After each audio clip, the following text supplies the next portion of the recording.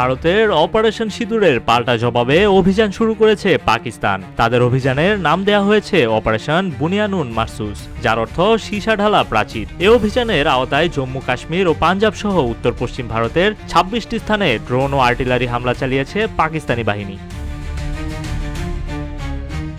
এসব হামলায় অন্তত ৩ জন আহত হয়েছে বলে জানিয়েছে ভারতের সেনাবাহিনী। শুক্রবার রাতে ভারতের বারামুলা থেকে ভুজ পর্যন্ত এসব হামলা চালানো হয়। হামলার বিষয়টি নিশ্চিত করেছে আন্তর্জাতিক গণমাধ্যম আল জাজিরা। ভারতের মন্ত্রণালয়ের দাবি, পাকিস্তান থেকে চালানো সন্দেহভাজন ড্রোন ভারতের বেসামরিক ও সামরিক লক্ষ্যবস্তুতে আঘাত হানার চেষ্টা করেছিল। বারামুল্লা, শ্রীনগর, অবন্তিপোরা, নাগরোটা, জম্মু, ফিরোজপুর, পাঠানকোট, ফাজিলকা, লালগড় জাট্টা, জয়সলমীর, বারমের, ভুজ, কুয়ারবেত এবং লক্ষ্মীনালার কাছে ওই ড্রোনগুলো দেখা গিয়েছে। RICL TMX, যুগের পর যুগ স্থাপনা থাকে মজবুত। হামলার সত্যতা নিশ্চিত করেছেন পাকিস্তানের সেনাবাহিনীর একজন জ্যেষ্ঠ কর্মকর্তা। সংবাদ মাধ্যম জিও নিউজকে তিনি জানান, ভারত নতুন করে পাকিস্তানের ৩টি বিমান ঘাঁটিতে ক্ষেপণাস্ত্র হামলা চালিয়েছে। তারই পাল্টা জবাব অপারেশন বানিয়ান মারসুস। এতে পাকিস্তানের শক্তিশালী ফাতা-1 ক্ষেপণাস্ত্র ব্যবহার করা হয়েছে। পাকিস্তানের নিজস্ব প্রযুক্তিতে তৈরি এই ক্ষেপণাস্ত্রটির রেঞ্জ ১২০ কিলোমিটার।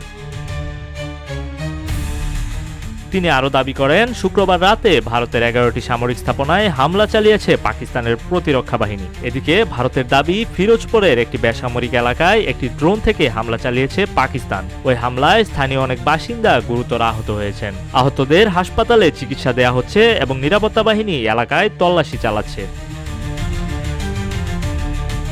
ব্রিটিশ গণমাধ্যম বিবিসি জানিয়েছে, শনিবার ভোর থেকে ভারত ও পাকিস্তানের নিয়ন্ত্রণ রেখা বরাবর বেশ কয়েকটি জায়গা থেকে বিস্ফোরণের খবর আসছে। বিবিসির সংবাদদাতারা ভারত নিয়ন্ত্রিত কাশ্মীরের শ্রীনগর এবং জম্মু শহরে বিস্ফোরণের শব্দ শুনেছেন, তবে এই বিস্ফোরণের উৎস শনাক্ত করা যায়নি।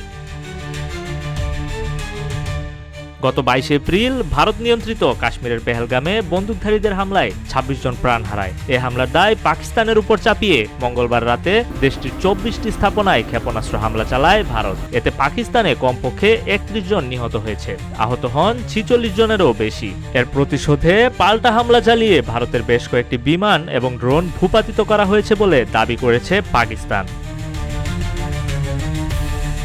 ডেস্ক রিপোর্ট, রূপালী বাংলাদেশ।